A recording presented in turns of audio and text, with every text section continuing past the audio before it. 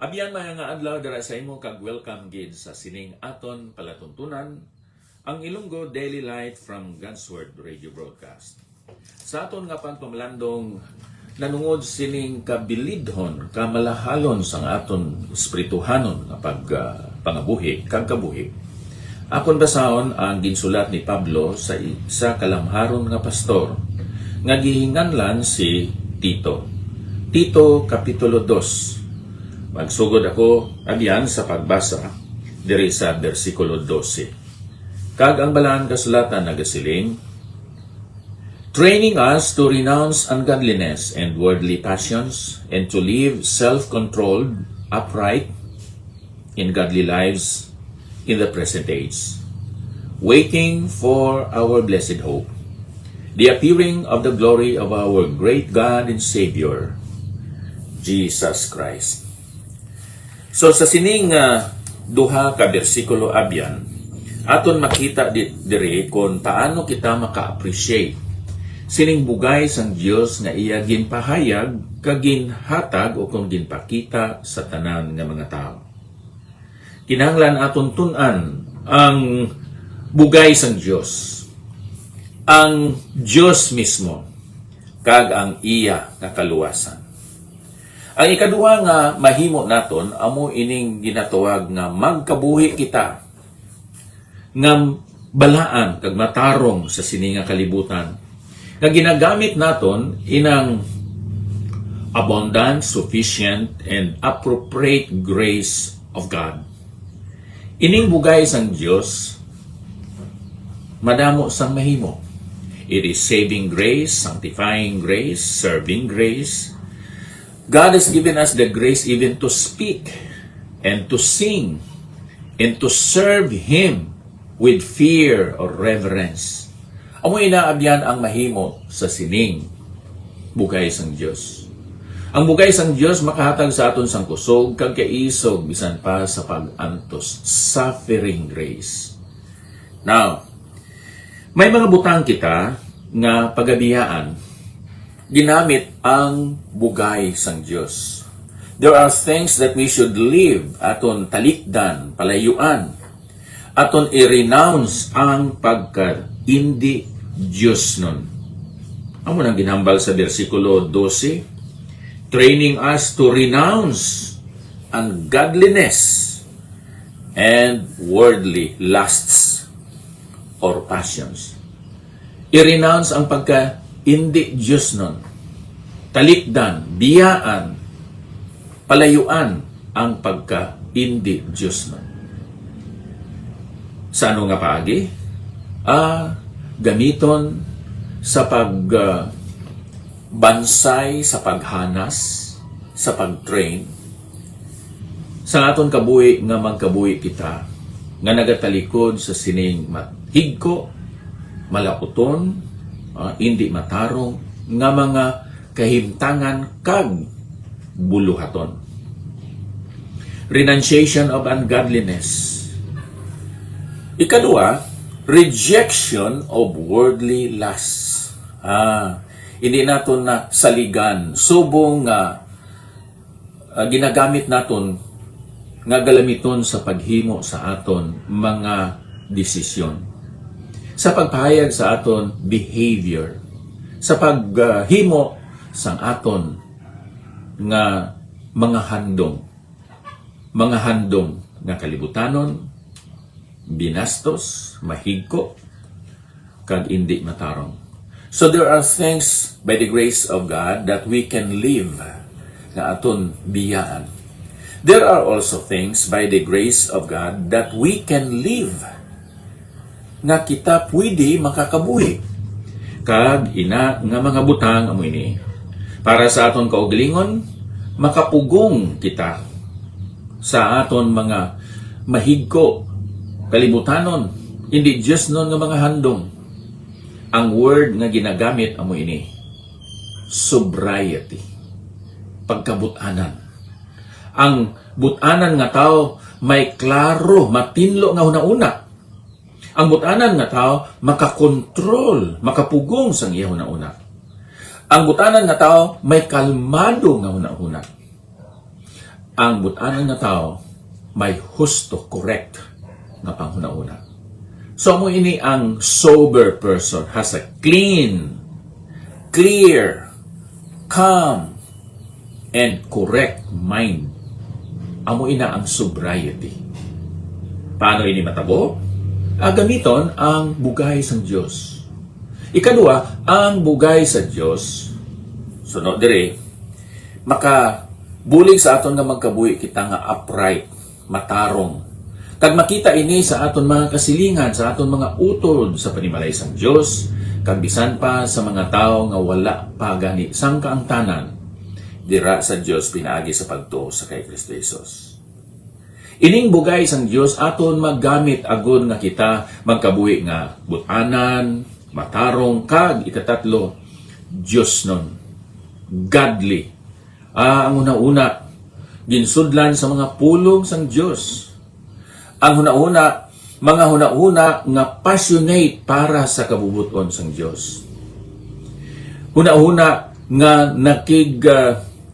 ugyon sa buluhaton sang Dios. Una-una nga nagahandom nga maging saksi sa kalibutan. Amoy na ang Diyos nun nga sahi sang pagpangabuhi.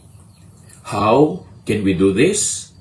Yes, because and due to God's grace. Ang bugay sang Diyos. Kung ikaw naka-experience abyan sinang bugay sang Diyos, pwede nga magabag-o ang imo nga kabuhi. Kag may pagahimuon pagid ikaw. Ikaw magapaabot. Sinang bulahan nga pagbalik sa aton dako nga Dios kag manluluwas nga si Ginoong Hesukristo. Sa bersikulo 13 may mga butang diri nga matabo. Gintawag ini nga mga events nga blessed hope. Kag suno sa mga pagtuon, pagpanalawsaw sang iban nga mga Bible scholars, nagahambal ini nanungod sang pagsubmit sa aton ni Ginoong Hesus. Naginhambal sa 1 Corinthians 15:50 up to 53. And then 1 Thessalonians chapter 4 verse 13 up to verse 18. Rapture, pagsubmit, pagkuha sa maabtik nga paagi sang mga anak sang Dios. Kay sila mag-aagi sa sinang ginatawag naton planetary heavens nga siling amo ina ang domain sa mga evil spirits and demons sang ginpagwa, gipapanaog, ginhaboy sila from the presence of God. So, kung aton usisahon abyan, amoy na ang aton bulahan, malipayon, makakulunyag na klase sang hitabo ang pagbalik ni Ginoong Hesus sa pagkuha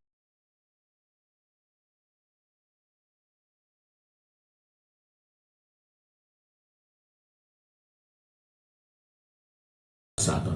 And then ang glorious appearing, mismo si Ginoong Hesus magapanawag sa sini nga kalibutan kag siya magatapak sang iya balaan nga tiil dito sa bukid sang Ulibo, kag ang bukid sang Ulibo mapihak ina padulong dito sa norte, padulong sa sur, kag nga magasugod sa paghari si Ginoong Hesus, literal, bodily, visible, with authority dito sa Jerusalem. Makakulunyag abyan sa paguna-una sa sini nga kamatuoran o mga events nga matabo, nga ginsaad, ginprophesy sang Dios diri sa Balaad Kasulatan.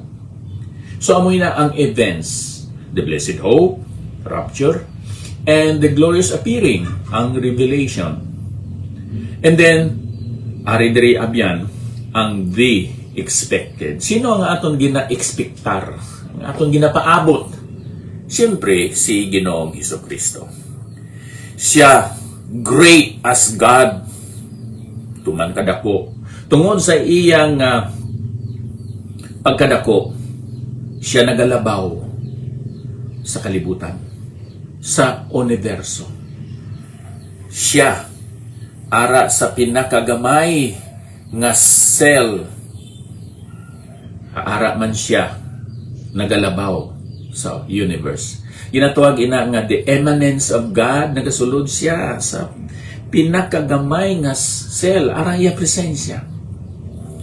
Kag siya transcendent God, nagatranscend ang iya presensya sa universo nga iya nga gintuga.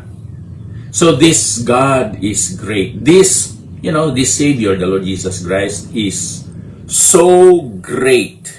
And He is also glorious. Mahimayaon. Ang suma total sa mga attributes ng Diyos na ginatawag relative attributes as mercy, grace, love, life, holiness, righteousness, justice. Iya na ginapaambit, ginashare niya the relative or moral attributes of God.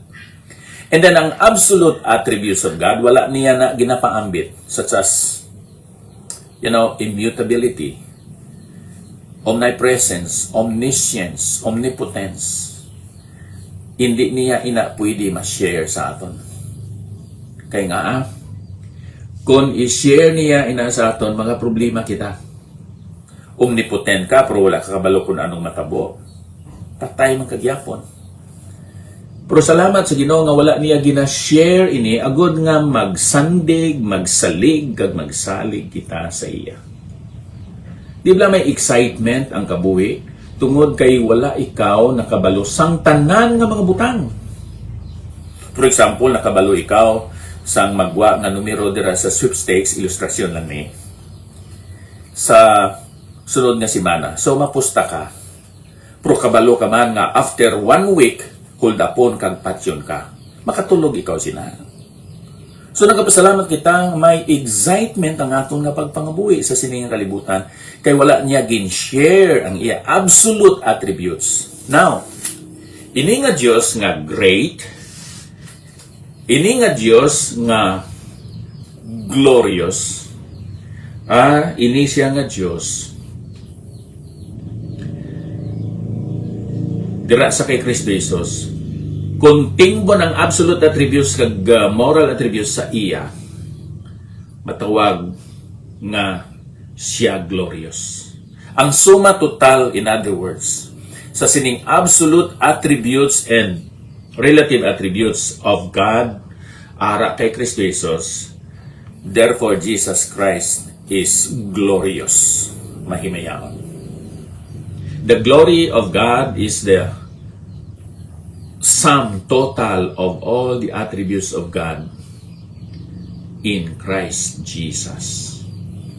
So this God is great, glorious, and this God is also gracious. Kagamoy na ang ginatun-an naton. Napunan siya sang bugay.